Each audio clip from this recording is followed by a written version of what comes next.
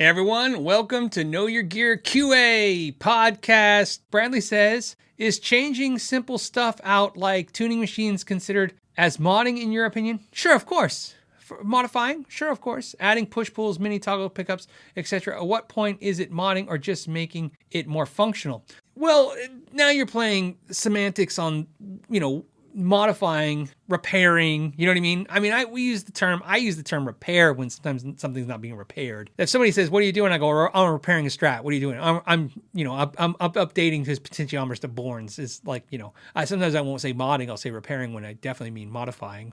Yeah, but to me, I think it's more of it's just a slang term that we just slap on things, modding, modifying things. It doesn't have to be specific. There's definitely a degree of how difficult the modifications get. You know what I mean? There's a big difference between, hey, I'm modifying this guitar, I'm changing out the tuning keys, or hey, I'm modding this guitar, I'm routing out hardtail off, I'm routing out and I'm putting in a tremolo system. That's a more elaborate modification. So, that's the thing. So I would say all of it's modifying, even though, so. I just like what I did on the channel, what I started doing, which I didn't do on purpose. I didn't see it coming. I would put out videos like how to do this or how to do that. And then some of the simplest videos became, I'm going to say viral, where they got, big enough views to get most of the audience in that's in now. What it was I leaned into that as soon as I saw success from it. I saw all of a sudden the comments, and the comments were like, wow, Phil, this is really cool. I never knew I could just change these out without really any tools. And then that really made me think like, oh yeah, I never thought about that. I guess a lot of people need a starting point. And where do you start? And how do you make somebody feel comfortable to start? And so I would say that they're all modifications, but there's definitely like easy modifications and then more intricate, more difficult mods, which is where I think it's going. I think there's a lot of channels out there doing some more intricate mods than I've ever done on my channel. And I love it. Talking to those channels, hanging out with those channels, what I've learned is they seem a little, I don't want to say they're frustrated, but they're like a little frustrated with the fact that, like, oh, I can't get the views that, I got in this video. And they thought it was, they took it personal. And I told them, I said, no, it's not personal. You gotta understand, there's how many people are looking for what you're doing. Everyone's looking for a quick, easy fix that anyone can do. That's an easy thing to execute on. Not everybody's ready for the, hey, today we're going to strip off the paint and refinish this guitar and add a new veneer. You know what I mean? That's a different person altogether. And you got to get them there. And that's how it works. You got to baby step them in there. And that's one thing that I really kind of focused on with the channel, which is how do I create the first step for everybody I can? Because that's what I was trying to do. I was trying to get everybody to go, okay, I'll start this. When I did the how to block your Floyd Rose video, the entire intent of that video was I was really kind of sick of people paying me to do that. See, I laugh, that awkward laugh, like, because I'm thinking how dumb it is to say that, but it was true. The reality is this, I want to make a living working on people's guitars. Here is where guitar repair is slightly different than some repair. Not all techs charge a rate based on difficulty. They charge a rate based on hourly time. So whether you're changing strings or you're soldering something or you're resetting a neck, it's the same. The time is paid the same hourly wage, even though the difficulty has gone up extremely. Some of the times, like I told you guys, I don't really want to spend my time, and I definitely don't want to spend my customers' money with the, okay, $75 an hour, let's start there, and then, oh, and you want to restring? Well, that takes me 30 minutes. So, and I round up to the nearest hour, so that's $75. You can't do that to people. It's not right. I'd rather just them do it. Because like I said, you know what I mean? Deep down, I don't want to do that anyways. Same thing with the channel. A lot of my videos on how-tos really were predicated on this, like, okay, where do people start? And what do I think would help them? Why are they spending $50 to have somebody do this when they can just do it? Magic Man says, Phil, why don't you own an orange, specifically a rocker verb? No particular reason. I've looked at rocker verbs used all the time. It's definitely an amp that's in my wheelhouse. In other words, I like the tone of it. I like that amp, That's it. Just going to find one day. Look, I've played a few orange amps. I like their solid state stuff. I like a lot of the stuff they do, I should say. I've told you guys this story many times over. They reached out to me a couple Christmases ago, probably in 2018 or somewhere like that. It was years ago. And it was right at Christmas and I was really busy and I didn't want them to send me product and then not put out a video in some kind of timely manner. So I said, hey, it's not a good time right now. Can we do it later? And then I never heard from them again. And I don't know if I've offended them or I've upset them or whatever. But that was my intent. My intent was to give them the best value I could for what they were doing. If anything orange was ever sent to the channel, I would do a review of it. You guys are very interested in orange, and I like orange. But if I was to buy an orange right now, I would definitely buy the Rock Reverb. A lot of you guys have mentioned like, hey, have you thought about buying the Orange Crush? Are you buying this? None of that stuff I'm not going to buy for myself particularly, but I would really be interested in doing on the channel. And the reason I wouldn't buy it particularly is because I'm not in the need of any amps right now. So a Rock Reverb isn't that I think the Rock Reverb is better than those amps. That's just an amp that's interesting and different enough from what I own to justify some kind of purchase. So I got to justify it just like you guys. It doesn't take much. You could get there in your head. You just got to go, well, let's see. Okay. Yeah, that's why I need it.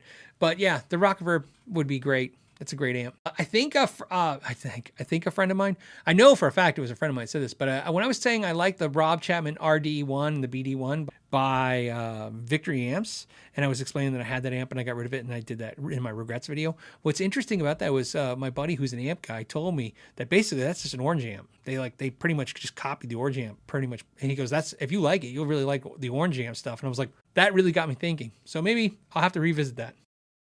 I just want to go back to this, Michael, because I like learning about people and their jobs and stuff. Michael just said, I do that in my job. I charge $60 an hour to repair your garage door, but I will talk you through adjusting your beams or something simple rather than charge you to walk up and move it an inch. Exactly. It's the plight of the repair person. I have a lot of friends that are repair people by trade. I have a good friend who's an air conditioning guy. I have a good friend who's a plumber. I have a friend who's a mechanic. My job's less dirty than everybody else's. I mean, it can be dirty, but it's less dirty. Not a lot of grease with guitars and stuff. We can relate to each other. We all have the same problem.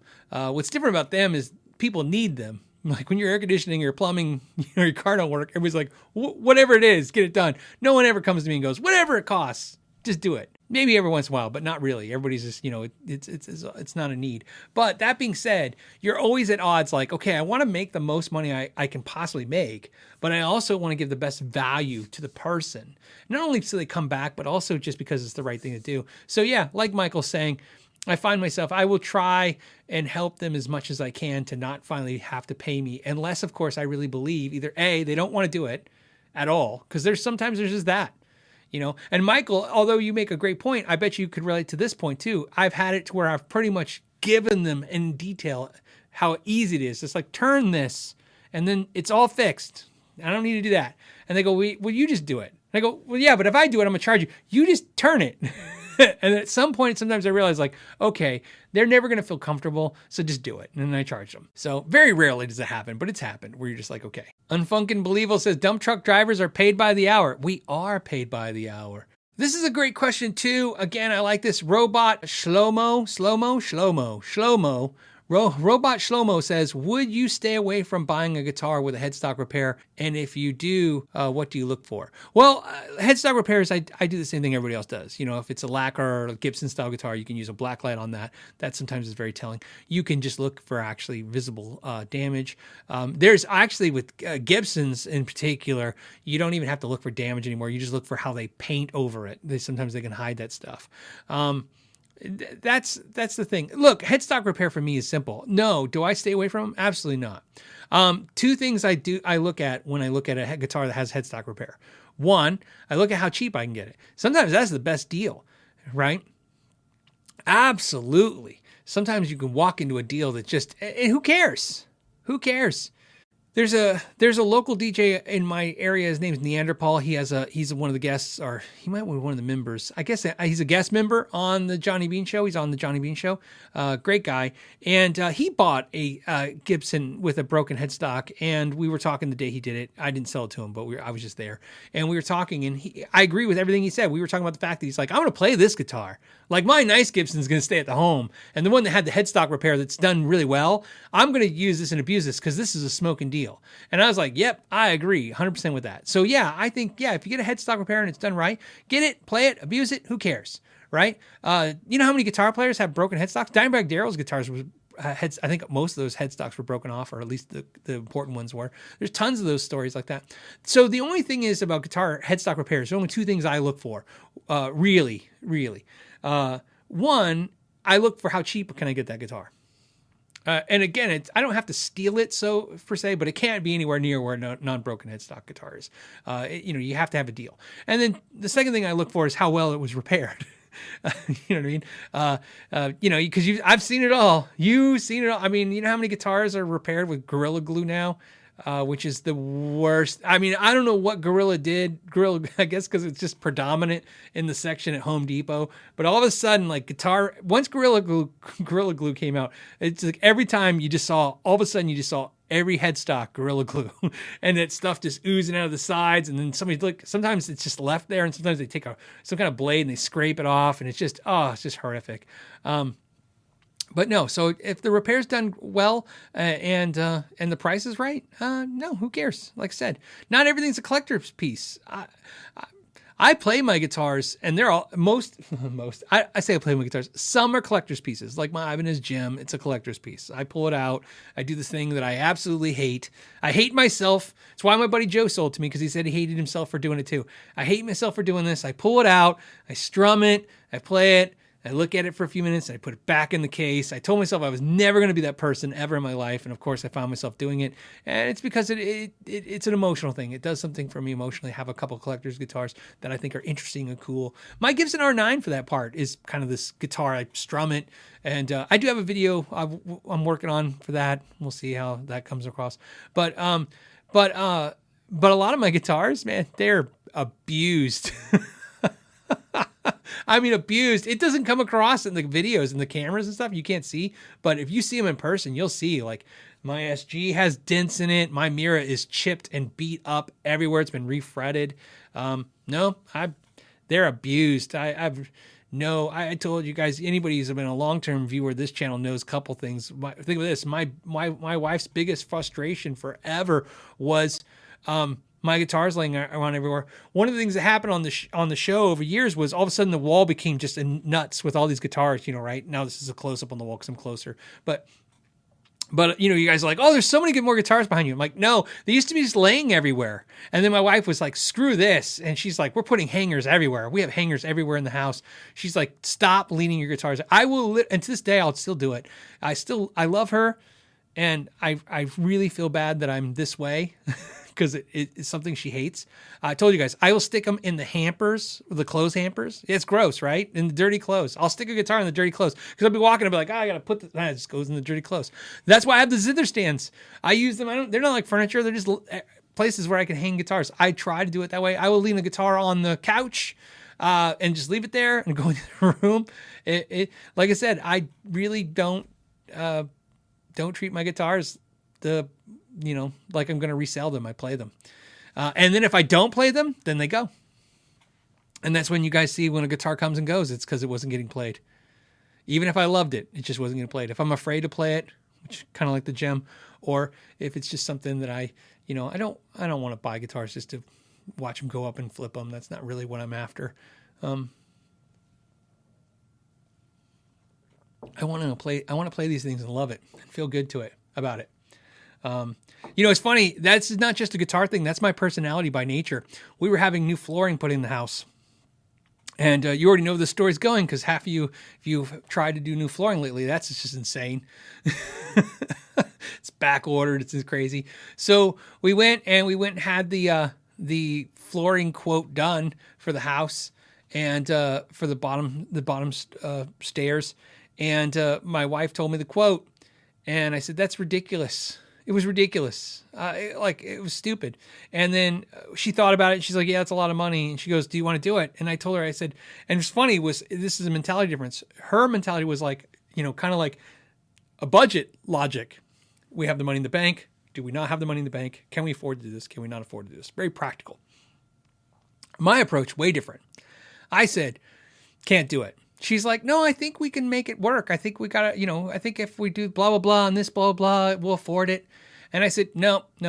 I said, I cannot have your nieces and nephews come over and drop something on the floor and freak out. I just can't be that person. That's not, I can't do it. And I can't spend enough money on flooring to where I have to worry about what happens to flooring. I just can't do that. I can't worry about if your the dog's nails are trimmed, or I just don't want to be a slave to this flooring. This is not the life I want to be. So same thing with guitars. I want to not be afraid of them. So, well, that's a long speech to tell you guys that. But hopefully these things, like, you know, some of you can relate. Some of you are like, you know, and some of you like nice things and will maintain them. Me, I just want to use stuff, not worry about it. Rick says, how do you value an immaculate condition 75 Strat that has locking tuners? Okay, well, it didn't come with them, and the pickups have been changed out. How do you value it? Well, I mean, I'm not a vintage guitar buyer, reseller by any means, so I mean, I can't help you a whole lot. What I can tell you, of course, is it doesn't matter how well the modifications have been done to the guitar and how good they are. Like, for instance, a vintage Strat with like Lindy Fralin pickups and the best tuning keys, that's not really going to help a 75 Strat. That's the irony of this. This is why I tell you guys, even though most of us are repairing Squiers and inexpensive guitars and moderately priced guitars, you do want to treat guitars like they could be one day valuable in the idea if you're going to do modifications. So you want to be able to reverse as many of those modifications as possible. And that's why I tell you guys, don't drill holes in the headstocks and stuff like that. You know what I mean? They make all these parts now so that we can change out things without doing heavy modifications. It never helps the guitar. The modifications never improve the value of the guitar. It improves the value of your playing, your sound. It's for you. But as soon as you try to sell that guitar off with modifications, you're killing the sale of the guitar. And that's if it's a new guitar. A vintage guitar, it's even hurting it even more. The vintage guitars are valued by how close to vintage correct they are vintage they are, original, right? The more original, the better. So the modifications hurt it. How much so? I have no idea. That I don't know. You have to do some research. But that's what I will tell you. The modifications hurt that 75. So, and the basic answer as this is, and as silly as this is to tell you, but it's the truth. It's doesn't help it in any way. It only hurts it. So even if you love those mods, what I will tell you is, again, preference. If you gave me a choice to buy a vintage 75 Strat, let's say I want to buy a 75 Strat, and it could be exactly perfect, you know what I mean? Closet classic, you know, right? Something like that. Or something that had like locking tuners and new pickups in it and it's been decked out. I would rather take the discount and have something I can play. See, that ties into what I just told you about my mentality. So I actually like that idea. I like it when, what did Joe Bonamassa on some Instagram years ago was talking about vintage guitars and collecting them. And he was talking about a guitar, I think, where they, Telly, I think, where they routed out the neck pickup for a humbucker and stuck a humbucker in there and modded the guitar in some degree, some kind of vintage Telly. And he was saying that it devalues the Telly, but it makes it cool because he would never do that to the guitar if he had it pristine. Same thing. I would never take a 75 Strat or a 65 Strat or any of these guitars and mod them up. But if one was already modded and I could save some money getting it and I was going to play it, it's great. I'm totally for that. If I was going to try to resell it, I'd stay away from it because because it's not, you know, it's not going to be easy. You're going to be dealing with the same problem that this person's got it now is dealing with, which is, you know, oh, well, you know, this is original and this is not original and this has been modded. And everybody likes, like I said, everybody likes to tell you like, oh, and this was done by so-and-so, like that matters, but it doesn't. So there you go.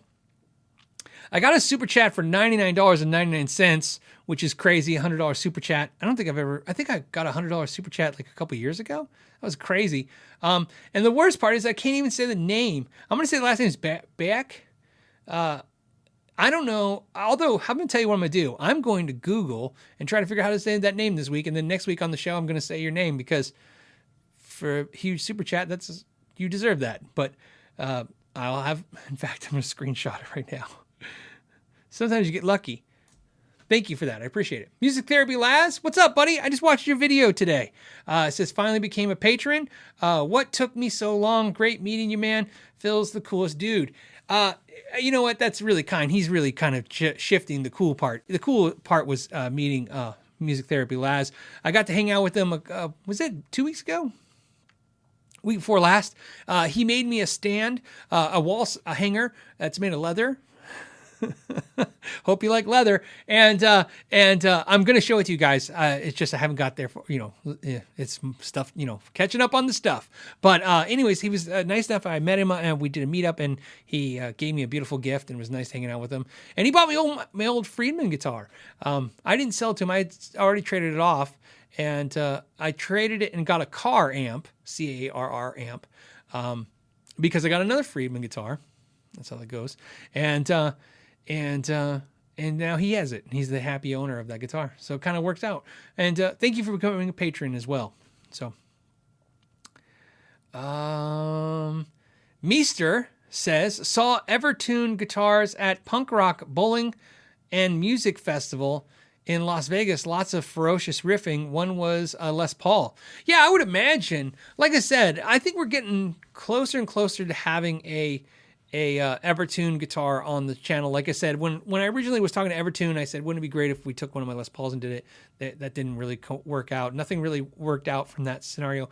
And they weren't difficult by any means. Just, it's a perceptionary problem that you have to deal with when you have a YouTube channel.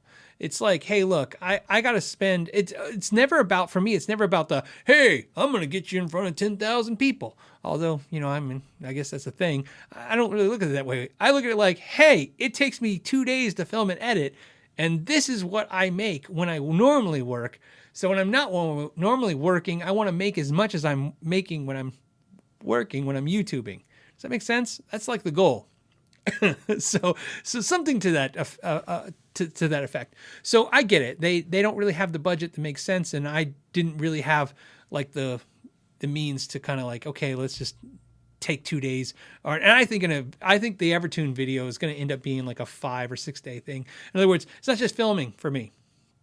It's research, it's playing, it's learning how to use it, it's all that stuff. But yeah, no, trust me, I'm very curious about the system, and it comes up a lot on the show. I still like the idea of having one of my personal guitars done that way. I don't think that's ever going to work. It says, hey, Phil, I want to play rockabilly. I'm saving up for a Fender amp. My two choices are the Hot Rod Deluxe and the Hot Rod DeVille. Which one? I'd go Deluxe. That's my personal thing. The DeVille, man, the 212 is great, or you can get the 410 DeVille. I've owned all three of those at some point, and I always ended up back to Hot Rod Deluxe. The Hot Rod Deluxe is just, it's more than enough. Whether a rockabilly band or not, I will tell you this, David, here's how it works. If you're not playing bigger venues or big venues, I wouldn't go with the extra speaker or the extra speakers, depending on if you're going to 410 or 212. I don't know what the big advantage to that is going to be for you. If you're at home for the most part, definitely the Hot Rod Deluxe is more than enough. The only exception to that, of course, is if you're looking at used or deals and you can find a Hot Rod DeVille for sometimes the same or less money, maybe just go for that. But you will have to carry that weight, man. It's heavier. The 410 is heavier than the 212, and the 212, of course, heavier than the 112. That seems obvious, but I just want to point that out just in case you don't know. Some people forget how heavy the 410s get. Those all those slightly smaller magnets, there's 4 of them versus 2. I like them all. Maybe I like the DeVille maybe more than the Hot Rod Deluxe or the 212. I don't really know. I know this. You could also take the Hot Rod Deluxe and plug it into a 212 cabinet. So if you ever need a 212, that is an option. You can do that. You unplug it from the bottom inside the cabinet. You just unplug when it's off. Unplug the internal speaker, plug in a 212 cabinet. It's good. It's 8 ohms. Most likely it's 8 ohms, or if it's 16 ohms, it'll still be fine. And you're good. So you can make the 112 be a 212. Tim says, I got a raise today. Thought I would share. Gonna buy an amp soon. Quiet but dirty. Well, first, thank you for, I got a raise today too, Tim, from you. So congratulations on your raise. In fact, thank your boss for me. Say, hey, some random dude on YouTube said thank you. Or maybe say it better than that. Quiet but dirty. That's tough because that's so many amps. I mean, you didn't give me a budget. So is it Black Star? Is it an Engel? Is it the Mesa? As I look at amps in front of me. I mean, if you're looking I still think some of the best values out there for the money are the EVH amps. They're really, really good deals out there. The LBX is a great sounding amp, whether you get the 2-channel or the boosted, the original one that has dirty and more dirty. right? Or the second one, third ones, they sound great. The Tremonti, the MT15 is a great amp that does clean very well and dirty. And again, all these amps, those amps are in the $700 and below. Once you hit $1,000, definitely like the 50 watt EVHs, even though they've creeped up to $1,200, you can still find them used for sub-1,000. Another great amp, you can find it in the $1,000 range. If you're looking at those, look at the Mesa Boogie Recto Verb or the Recto. Again, dirty and a clean amp, very quiet. They can get quiet. The Recto is not as much as the EVHs. Those EVHs are really kind of great. And so you really get a scope of this. I'm probably pushing the EVH a little harder right now. One, because it's, the anniversary of his passing was this week, so he's back on our minds a little bit. On my mind this bit. If you notice when I did the giveaway I did on that day, it's because I wanted something positive out there. I didn't want to be in that mode that day, so I actually pushed back the giveaway video that day, so maybe put some good chi out there. I have this Soldano SLO 30, and it's a fantastic amplifier. And my buddy Joe, he's the reason I have that amp. And if you don't know Joe, he owns Rat Pack Records. Check their records out. I mean, they have amazing artists, like they have the band Roxanne, which is great. They have George Lynch and the Lynch Mob. The thing about that amp is that amp, which is very expensive, really has taught me how to really appreciate the EVH amps, the Engel Fireball, the Engel Iron Ball, these amps in the $1,000 range. The SLO 30 is a fantastic amp. It's everything you probably imagine, if you guys are familiar with Soldano, what Soldano would be, right? It's that, hey, I have a Soldano, and you plug in. There's a moment for a lot of us, like owning a Soldano is like a big deal. And when I plugged into it and I played it and spent some hours with it at home, I was very impressed. I'm very happy. But at no point did I ever come to the conclusion of, wow, people are really missing out. If you have an EVH, if you have the Fireball, the Engel, I don't know. I would never say one's better than the others. I'm not trying to say that they're better than the Soldano or vice versa. What I'm saying is there's nothing that I played on the Soldano that made me go, you're missing out. So to answer your question, Tim, I would look at those amps because you're saying dirty. And they make great sounds. Like I said, I've really, really honed in on how appreciating. I've been very pro Engel. If you guys noticed lately, it really isn't because Engel's been working with the channel. They've been working for the channel for a year or two. It's just really made me appreciate those price points when you see some of the more expensive stuff that's really good. Not really blow you away, so to speak. Like I said, it's still fantastic. It's just I don't feel like, wow, 2.5 times the price. And the EVH stuff as well, too. We have Copperfield said, just because you're awesome and I love the show, have a drink on me. I will have a drink on you. Not just water, too. I think I'm going to actually do a drink. I had a interesting drinking experience recently. And so my wife, like a lot of women... I feel horrible saying what I'm going to say. I'm going to say it. She drinks some White Claws, right? So that's the White Claws, like the thing, right? And they're good. They are good. I like them. They're seltzers. And they are kind of like less calories, kind of thing, right? That's the kind of thing. And so she gets a White Claws, and I'll have a White Claw. And I've learned that there's two flavors I like, and I don't really like anything else. But that's not why the story's funny. A couple weeks ago, I went down to the fridge and there was these White Claw Surges there. They were called Surge and they were blue. And I was like, oh, this is different than the White Claw drink. And so I got out my phone, and this is why this is funny. I got out my phone and I type in White Claw Surge because I'm like, I can't see on the box what's different. They're just blue. That's all. And it says, and what comes up that dominates what the description of what it is, what dominates it is the reviews, and the reviews are very bad. And they all basically say, oh, it tastes horrible. Tastes like cough syrup. And I was like, oh, so it's probably like just a really, gross White Claw. Well, it's what was in the fridge. So I opened it and I drank it. And I sit down and I drank the whole thing, right? I'm sitting there drinking it. And all of a sudden, my legs were heavy. Like I was drunk. Like I was hammered off one. And I don't want to exaggerate. Like I could walk. I was fine. Okay. But let's just say I was feeling it. And And then I drank another one because I'm like, oh, at this point, I don't even care anymore, right? So I'm drinking the other one. And my wife comes around the corner and she's like, oh, you got the White Claw Surges. And she goes, what do you think of them? And I go, well, it says on the internet they taste worse, but I don't know. They taste like the same. She goes, no, it's twice the alcohol. And I go, oh, that would make sense. All right, twice the. So I feel like that was a public announcement for you. Any of you that drink the White Claw, just be aware that if you see the blue one, it's like literally twice the liquor, twice the alcohol content. So why does that connect? Oh, because I think that's what's in the fridge to drink now is Surge. So I'm doing a Surge. I also thought I was worried. I was thinking maybe it was caffeinated. I was like, oh no, a caffeinated alcohol. That's not a good mix. Joe says, hey, Phil, how much is too much to spend on a parts Telecaster? Oh, okay. I'm watching one on Reverb with boutique parts and claiming to be locally built.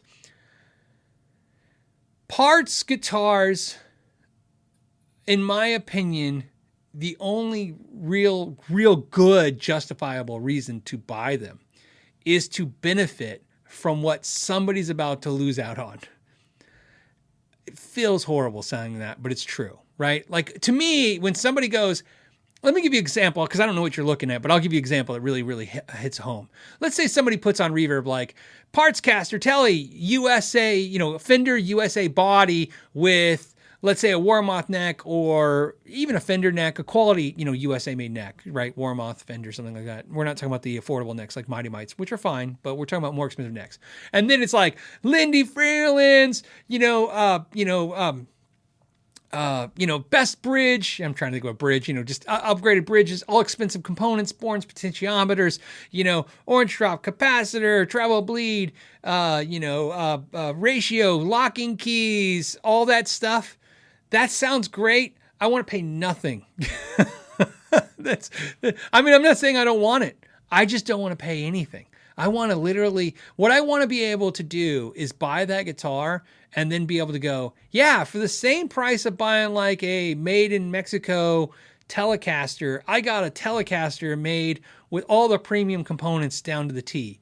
And I might even want to pay less than that. And I see people all the time, they try to price this stuff. Well, first, there's the crazy ones that price their stuff at like what they paid plus, like I had it put together by so-and-so, so now I want $1,800. And you're like, you're an idiot.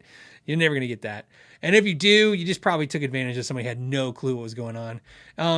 And then the next is the slightly less, $1,800 worth of parts, but you can have it for $1,690. You're like, nope, that's not how it works either. It pre-COVID rules, and that's what's tough about having a show where I talk about guitars every week and the world is just changing epically. You know what I mean? So I'm trying to be relevant to the current market. Post-COVID market, half. Whatever it costs them, you're paying half of that. That's not the goal. That's the minimum. Like they paid, if they had a legitimate $1,000 in parts, you could pay $5,000. Now you probably get 75% of that. So there you go. That would be my thing. And I know if you're looking at, and here's why, because again, same thing, the value of it, unfortunately, we don't value things by the accumulation of its cost of components. That's not how it works. This is one thing. If you don't learn anything watching YouTube, all these channels, one thing you should learn from all these channels is that although no one really can justify why brands get to charge so much premium for their brand, it is a fact that a branded instrument gets a premium and everything else doesn't. And compartment parts of caster guitars are literally less than that. And to prove that, think about this. It's why almost every famous musician played a parts of caster guitar, because they were broke, right? They were broke, right? And they put together a parts of caster guitar. Now, the secondary part, we haven't got the secondary part of your problem. Now you also have to believe everything they're saying. So this is where it gets a little tricky. What are you going to take apart the guitar and verify all the components that they're saying? You know what I mean? And so not only is it a parts guitar not going to have the value that you want, which is why when you make parts guitars, I always say be smart and part it out, right? Think of this. I feel like I'm saying this a lot. I have a friend. I guess I have two friends. So I have a friend, and literally. It's just, long as I've known him, 20 years, he makes his living parting out cars. Like he buys cars, right? He hasn't had a real job. I've never seen him have a real job. Real meaning like, I don't know, he makes money, but you're a real like 401k job. Literally, he's like now he's on his phone. I've known him so long that I used to remember him getting the paper. Now it's on his phone. And he's like, he finds a car and he's like, oh, $2,800. And he knows because, he's versed in this. He'll go and buy it on the spot, give the guy $2,500 cash. Literally that afternoon, he'll have made $2,000 just parting out a few things to it. You know what I mean? Because he knows what he's looking for in these cars. So same thing with guitar parts. Now it's tough, but I've done that in the past. I'll be like, oh, I need a neck. Oh, I should find somebody who has a parts guitar. And then literally I'll go, yep, there's the neck I want. And the parts guitar is, no joke, is $50 less than the neck would cost me if I buy the neck. And now I have some Seymour Duncans and a body and a bridge to sell off. So if you put together a parts guitar and you're going to get rid of it, be smart. Sell it off in parts. And if you're going to buy a parts guitar, realize that if they're not going to sell it off in parts, then they don't get the premium either and get the deal. So Joe, get a deal is what I'm trying to say. The Tone King, if you go on his Instagram, he just recently posted a guitar that got lacquer burned and it just sucks. But that guitar, I was on the phone with him and it was at the beginning of COVID. I remember because it was COVID and we weren't wearing masks yet, right? It was the beginning when they're like, don't wear a mask. That don't work. So I remember like I had to go to, I think it was an AutoZone or somewhere. And I was on the phone with him and he was talking about that guitar and he bought that guitar for nothing. That was a USA Select body with a neck and the parts and he scored a deal. And I remember like he told me on the phone, he goes, what do you think? And I go, it's just put all together with parts. And he's like, yeah. And I'm like, and he told me the price and it was, you could buy a Squire for what he paid for that guitar. So that's what you do. Buy that, find the deal and do that. Otherwise, no. Thunder Falcon says, can you refuse to sell to someone on Reverb? Absolutely, of course. You can block people on Reverb. You didn't know that? Of course. You can block people on Reverb. You can obviously not sell to them for any reason. Your right of refusal is at any point in the transaction as well, too. Now, again, this isn't a license to be an asshole, okay? Don't, right? I just don't want to hear the comments later like, Phil, people like you. I'm like, whatever. Look, here's the deal. Okay. I have done it. I'll tell you what I've done and why I've done it. I try not to be a difficult person to interact with on these platforms, when it comes to buying and selling. That is my goal, is to make a pleasant experience from both parties, whether I'm buying or selling. However, that being said, sometimes people are flagging you and they're pinging you that they're crazy. Look, crazy is a thing. I don't care about difficult. Crazy. Difficult, I have a personality. I can smile. I can adjust. I can work with people. You can really push on me pretty hard and I can just keep going, okay, whatever you need, let's do it. I know how to get stuff done. However, crazy? Oh, crazy. It's like, what is it? It's like punching Jello. You can't get around it. So when I start getting the vibe in a purchase that they're crazy, and I'll give you some examples of what would be crazy. Here's a good example of someone who's didn't intend to be difficult, but is.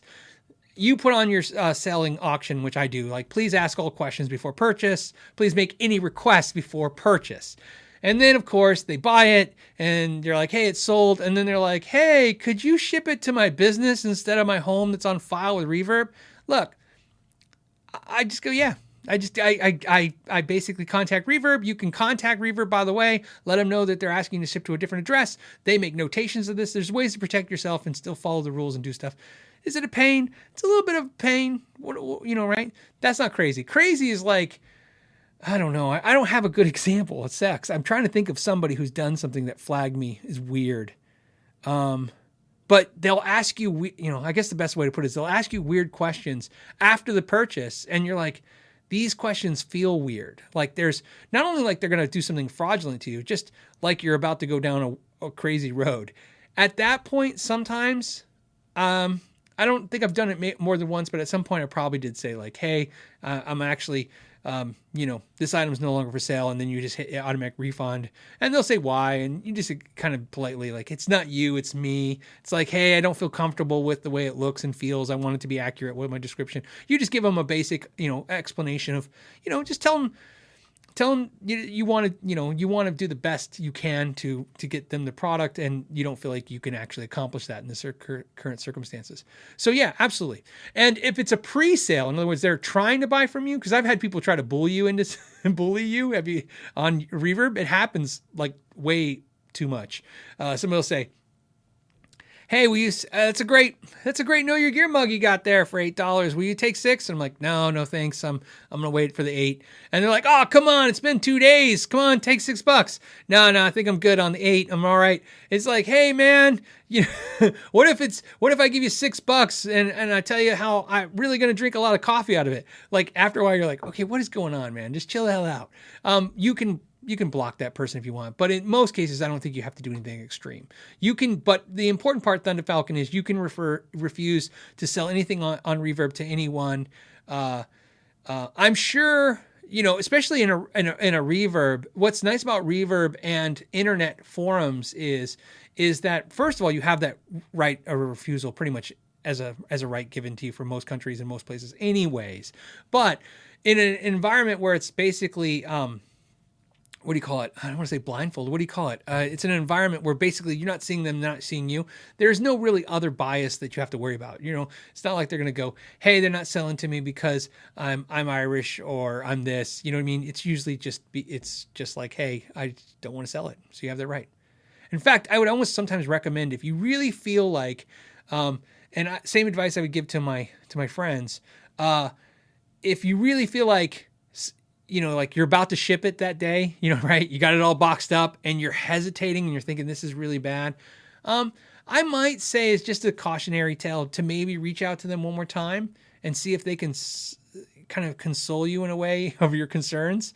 I know that sounds silly to say it that way, but it's important, right? Like if you have a concern, maybe just be upfront with them. Like, hey man, I'm about to ship this out, and no offense, you asking me 3 times this one question has made me really nervous. Maybe see what they're going to say. Maybe that may be a course of action. I've never had to do that. But for that point of view, what I would say is, if you're feeling bad about it, don't do it. And like I said, just refund their money immediately. So, I mean, I wouldn't want to be on the other end of that, but also, like I said, that's, you didn't ask me that. If the question was, hey, Phil, what do you do when somebody refuses to sell you something?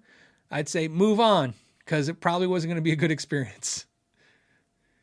All right. Front Level Midnight. What's up, buddy? He says, I got a new push-in arm for my Floyd Rose. Cannot get the tiny nut screw on the back inside of the trim cavity that goes around the base. Any suggestions? Sure. You're trying to turn it up there and there's just no way to get room in there, right?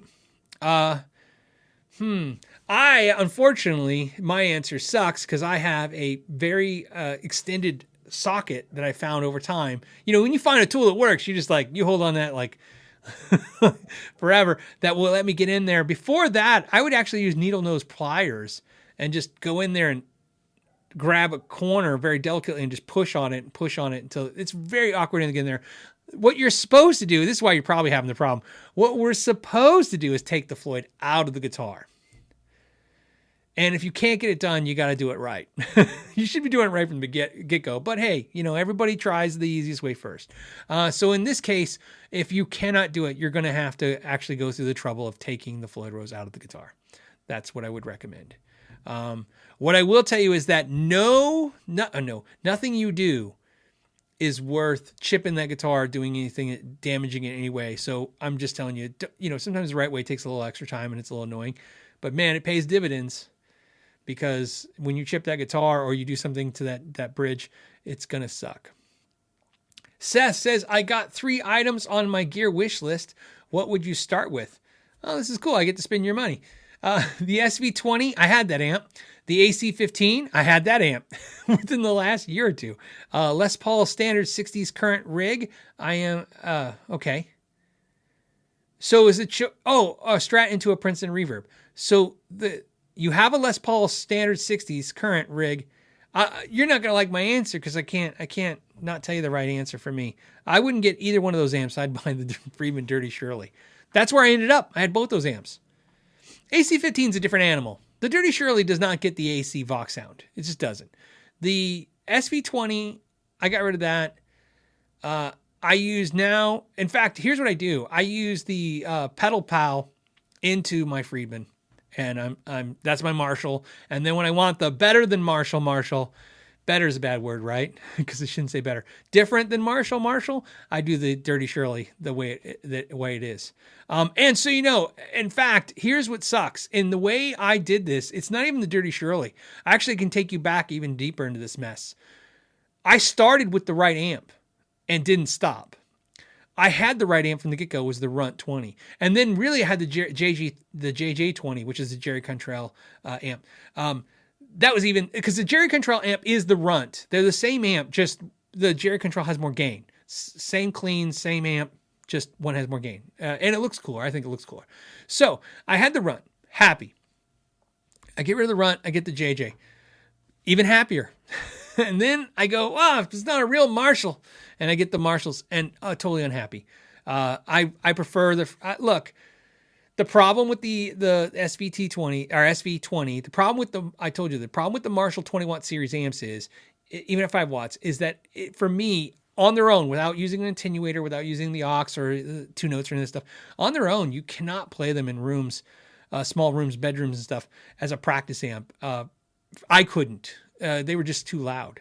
And same with the AC-15. I had an AC-15, the same thing. It was just, man, it's just not they can do clean. You can run pedals through them, but to get the actual amps tones. But if I'm going to run pedals to the amp, then, I don't need them to do that. I can run. You got a Princeton Reverb, right? You can put a pedal in front of that. So I would consider those amps, the Friedmans. Price-wise, they're in that range of what you're talking about. AC-15 is not. I bought the AC-15. I think I paid $500 or $600 used, probably $600 used. I think it's like $8 now, new or something like that. SVT20 is more like $1,300. So, I mean, the Friedmans are a little pricey for what they are, but man, I don't know. I don't know what to tell you. I really like those amps. And everybody likes those amps. You know how I know? Because I've been making videos for years now and putting all kinds of amps in videos. And overwhelmingly, when I switch to certain amps, I can see the uptick in the comments enjoying the tones. Because given that I've recorded everything the same way, I've done everything kind of the same way, you can just see that certain amps not only sound more, I don't want to say more pleasing, but more, people like them more, but also they tend to come across better in the videos and people tend to gravitate towards them. Drew did a super chat for no reason, and then Drew did another super chat. So I'm assuming these are the same, connected same. He says, you are a community builder. Thank you for that. Got me through many a tough time. I want a book of philisms with the pronunciation guide. PAF, Pizzo, Godin, etc. Yes. What's funny about that is I remember when I did the video, how do you say their name company videos, and then it was funny. I wanted to do that as a whole series, and the thing that I learned from that was that even though the official company said this is how you say our name, there was, to this day, if you look at that video, there's people disagreeing with how you say those names. That's why I learned you can never make anybody happy. Not everybody. You can't make anybody happy, except for you, Drew, because you're happy. I appreciate that. And I'm glad to hear, by the way, I'm glad to hear that you got through a tough time with the show. It's funny to me, never occurred to me again in a million years that people would be watching this weekly as some kind of communal experience. At first it was like, oh, they have questions and this is the most efficient way to talk to everybody. And then it just became this thing. And then, like I said, I got it last. So, I enjoy the live show now. I can't even say at the beginning I enjoyed it. I was just doing it. And then towards the middle, I was just, again, effectively doing it. At some point, it became this thing where I love it as much as you guys do. Or more so.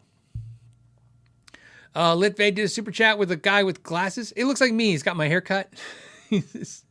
How we doing? We got a lot of these. Okay, we're still going. Chad says, kind of recording question, but what mic do you use to mic your guitar cabinet? And do you use 2 mics on the cab? If so, what mic combination do you prefer when using 2? Sure.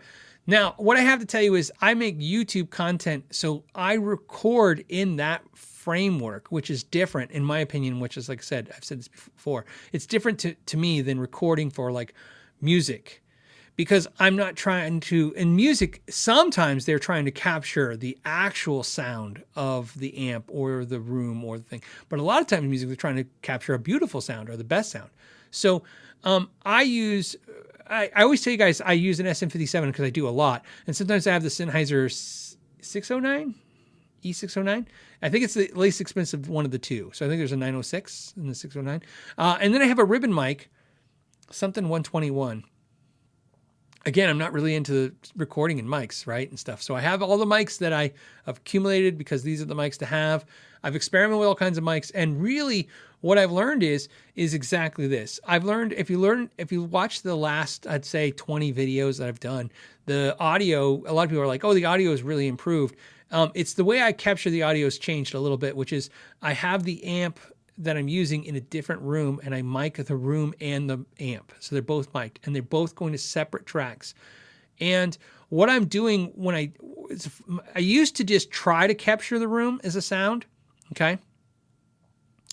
And this is what I was saying, maybe I'm going to do the video on the aux and all that stuff and talk about this. So while that's all happening, I actually have another line of the guitar going into either like a 2 Notes product or an aux, which I've been using the aux more and more, aux product, and that's also being recorded. But here's why. You don't get that recording. You guys never get the direct simulated recording. What that is to me is I don't know recording, so I'm going to say a scratch track. I don't know. It's actually my reference. So what I do is I go in the room and I try to capture the sound of the product that I'm reviewing. And once I think I nailed it, I actually go in and I use the aux, or like I said, the 2 Notes, but like the aux and the app, and I recreate the sound as close to possible as I can. And that's what I'm hearing in the room. So it's been a little different because back in the day I'd be like, oh, in the room it sounds like this. And you see me saying that more and more. And now I don't really talk about how it sounds in the room because it's actually happening in another room. You're hearing exactly what it sounds like, but I'm hearing the recreation in the room.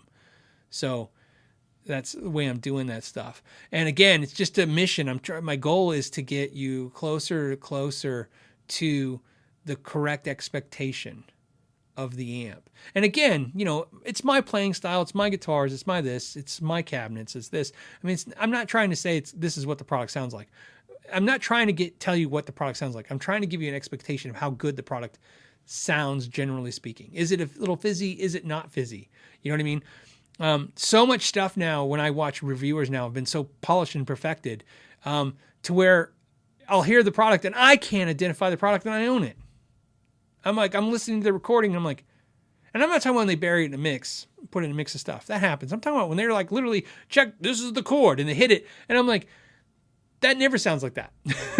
Like ever. I don't care how much better they are as a guitar player than me or what they have, or they have better recording gear.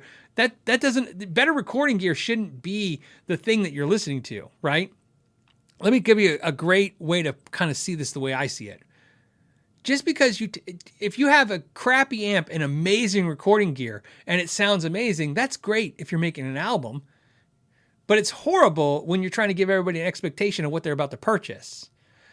For instance, wouldn't it be sad if you buy a $200 amp, get home, and it sounds like crappy? And then imagine if you were to talk to the person that made that video and say, hey, man, my amp just sounds horrible. And they're like, oh, well, all you got to do to get it good is buy $7,000 in recording gear, and it'll sound just like it did in my video. And you're going to be like, great. I bought it because it was $200. That's in my budget. I didn't have $7,200 to make it sound good. So, and that's the thing. So, that's how I do it. 2 mics now. I always mic the room, and they are separate tracks, and I am blending them in the recordings now, which I used to not. Used to get the raw, just the upfront mic on the product. And again, I learned that the room really conveys a lot of the message of the product sometimes. So I've balanced it. And then, like I said, when I'm editing, I try to go, okay, this is exactly what it was like. You know what I mean? When I was there. That's kind of what I'm trying to do. And it seems to be working. Like I said, I pay attention to everything you guys say. So when I'm reading the comment stuff, I kind of take the notes from that, cues from that. And there you go.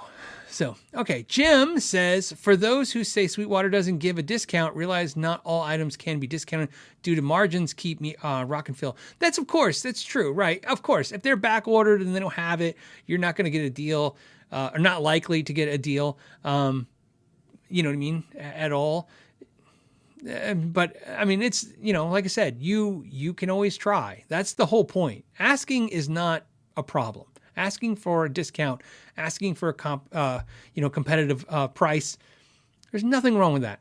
And that's what I want to convey to you guys. And of course, if they can't do it, then that's when you make your decision. Okay, you either believe that they can't do it, because sometimes they could just say that, right? And then sometimes it could be legitimate. And how you can probably tell the best way is look at their competitors. And if you can find the better price, well, then the odds are, that they weren't being as 100% truthful with you. But if you can't find another deal somewhere else, then you stick with them. If that's all that matters to you. Sometimes the deal is what matters, and sometimes the service is what matters. I mean, Sweetwater really builds their system off service. That's what they're angling for, which is why so many people get so upset with them, which is what I've told them and what I see from you guys. I've never seen any comments about some of the other retailers, like I've seen comments about Sweetwater, being so offended by the service you got. It's almost like expected that most places have average service, right? So a lot of the discussions are about the discounts and the actual defectiveness of the product. What I mean by that is, sometimes I hear you guys rant about Sweetwater, and the rant is not about the product being defective or the deal or the shipping. It's about something as minor as, again, the service, the way you were treated. And it's because you can tell they care about their service. So when they're not acting the way they should, you feel it's almost personal, I think. And I don't think there's anything wrong with that feeling. I think it makes sense. That's why that's their system. They want to be the service company online. Mike Buchanan says, hey, Phil, love my new Kiesel. Had it for 2 months on your suggestion. Thank you. I appreciate it. I got 2 Kiesels behind me. I got one right there. And then my Theos, which is right somewhere there, right there. I'm pointing to a Theos in a single cut bevel. Thanks for the heads up. It's really well built guitar. Pick it up and play, still in tune. Yeah, fantastic guitars. Like I said, you hear bad things about every guitar company, hear good things about every guitar company. I've had very good experiences with Kiesel, and so when you guys have told me you had good or bad experiences, I've shared every time to them when I have their ear. I share with share with them what you guys say. And I don't know. I think they take it to heart. It seems like they're trying to improve. They see, obviously their new website is, again, it's suggestions from viewers and customers saying, hey, you need a better website. Their new website is they're trying to improve it. But I also say, like I said, there's always a bias to everything. And I always like to disclose my bias. My main bias with Kiesel, the reason I like what lends me to like them, is that they make some of the most affordable American-made custom guitars. If not the most affordable American-made custom guitar, the most affordable USA-made or American-made semi-custom guitar. That's where I go with that. And I've said this before, and I really believe this. And again, I just want to tell you this. It's from the heart. I believe that if companies like them, if they don't succeed, there's no shot for anyone, because everything will either be seriously crazy price boutique that the majority of us can't afford or even think about, or it'll be affordable import stuff, which is fine. That's fine too. Behind me is both those things. I mean, behind me, next to me is a Squier Affinity. It's a great guitar and it's affordable and it's an import. Next to that is this semi-custom Kiesel made in the USA guitar. And I like both of them and I can appreciate both of them.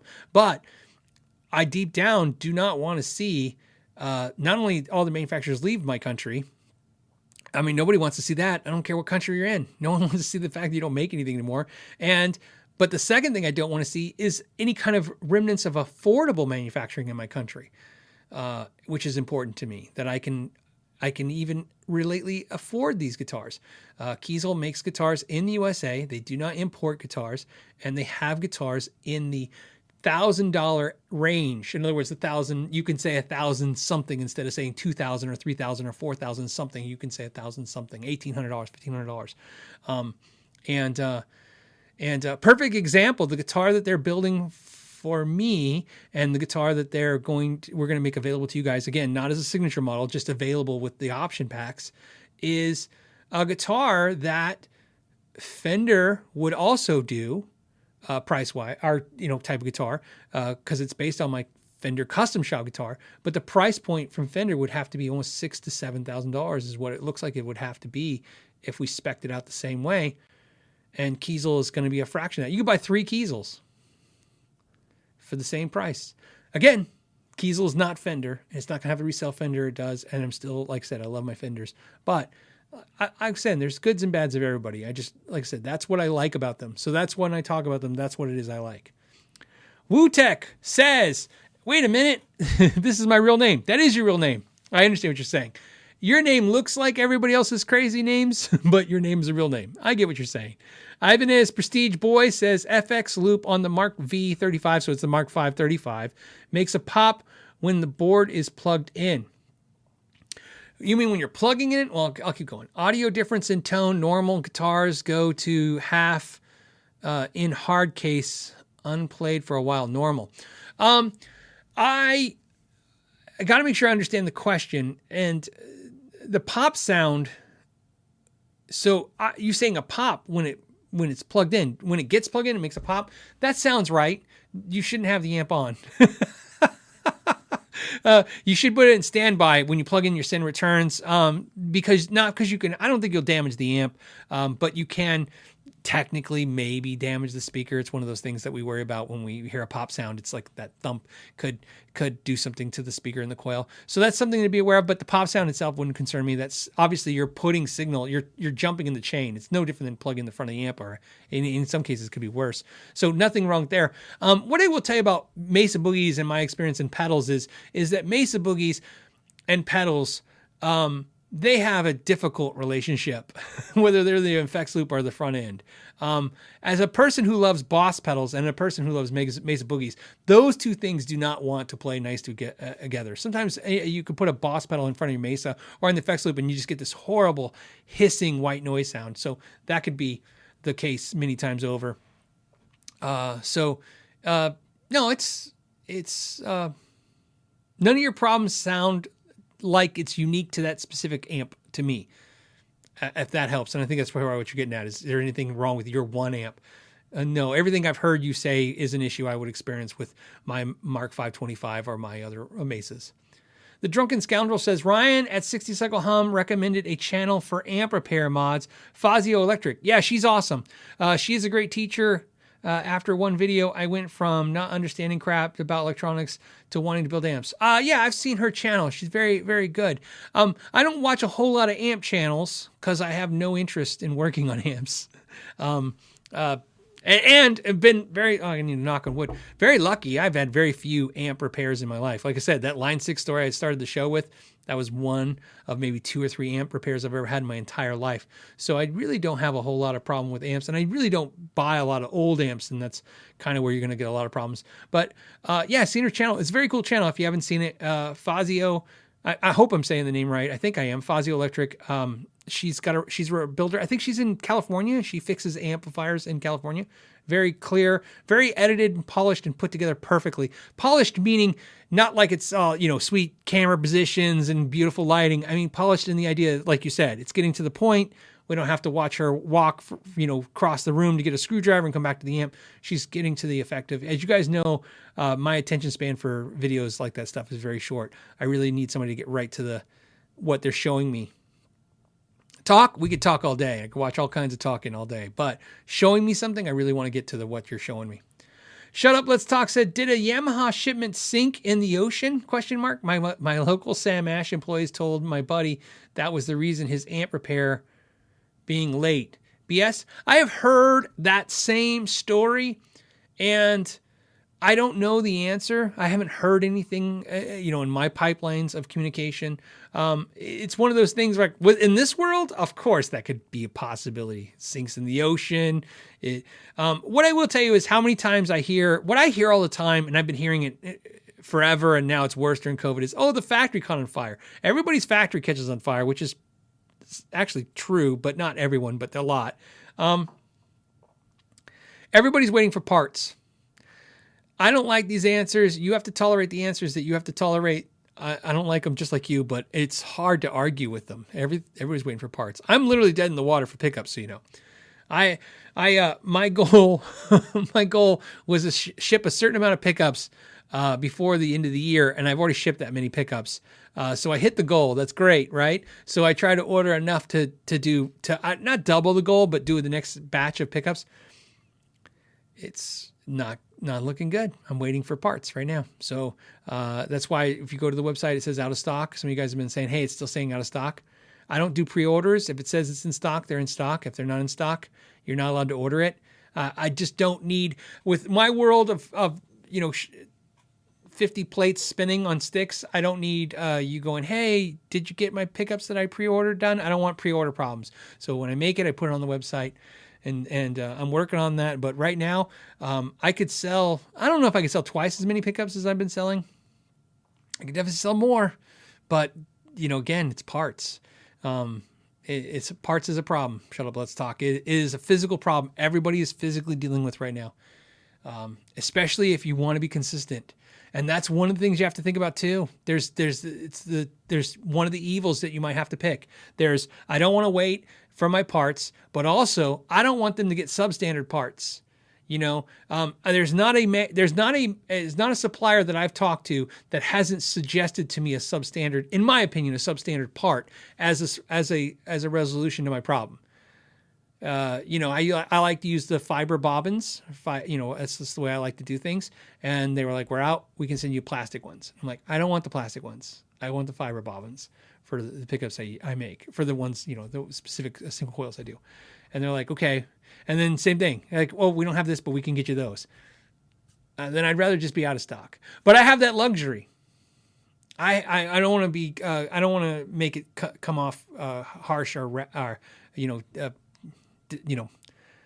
I guess harsh is enough word. I don't want it to come across harsh for anyone out there. I literally can go, okay, well, if I don't ship this week, I have other things, I have multi streams of income coming from different angles. So, as long as something's still moving, I'm doing okay. But, I've been offered so many different parts than what I normally use. So to answer your question, I don't know if it's true, but I don't think it'd be hard to investigate to figure out if you wanted to through some Google searching.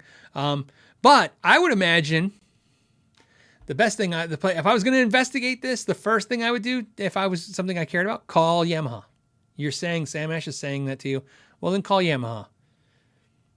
The odds of you finding a random Yamaha employee at Yamaha willing to lie to you and be consistent with the lie of perpetrating this ocean fiasco, not likely. My guess is they'd be like, no, not that I've heard of, or I can find out. So find out. Swizz871 says, Phil, are pickups that are essential a hot-rodded version of a PAF pickup with little less mid-range and a little bit more output, versatile, ? And is that mid-range needed in a live band setting? So the question that he's getting at, or they're getting at, is, are pickups that are essentially a hot-rodded version of PAF, which is kind of like what I make. I make one. So this is a great question for me. So it says, with a little less mid-range. See, mine has more mid-range, but okay. So interesting. And a little bit more output. Is it versatile? No. And so here's where this is like a self-serving answer, and I don't want to come across this way, but this is my problem with the PAF pickup when you hot rod it. The PAF pickup to me is sweet sounding. I know it's a horrible way to use a taste term for your ears, but it is sweet. It's like everything feels very just smooth and beautiful and sweet, and I love it. Even though it's a little scooped. In other words, the mids are just a little bit out of it. But that's why they were great in amps like Marshalls, which were all in the mids, and they kind of, they just kind of came together, and they sounded just really, really, they just married really well. The problem with a lot of PAF style pickups is once you kind of try to, give them a little bit more punch, right, a little more output so that they can push the amp a little bit harder and get more gain, they actually continue the sweep even more so you get less mids. And the problem with that is even though it still has a sweet tone, like you said, it gets a little buried in the mix between all those, cymbals in the high range and the bass player in the low range. You're just not in the spot you need to be in. So it's tough. So that's why a lot of manufacturers over the years, and some pickup builders have tried to make these pickups that have these more mid-tones.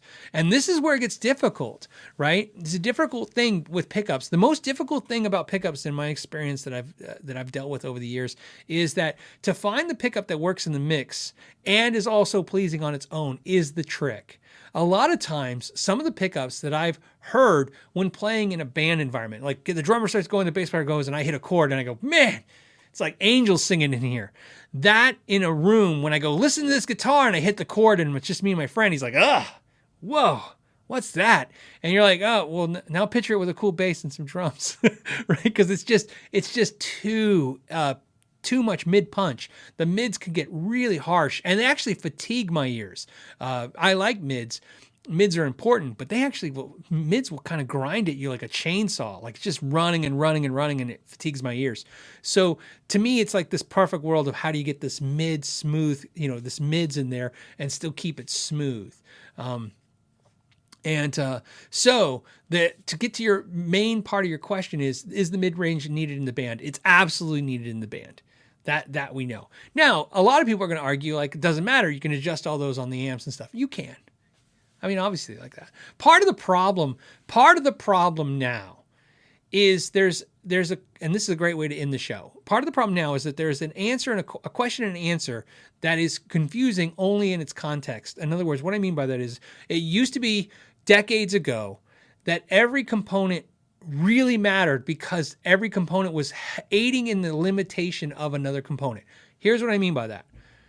Your Marshall only got so much crunch, right? You crank all those knobs at 10 and you only got so much crunch.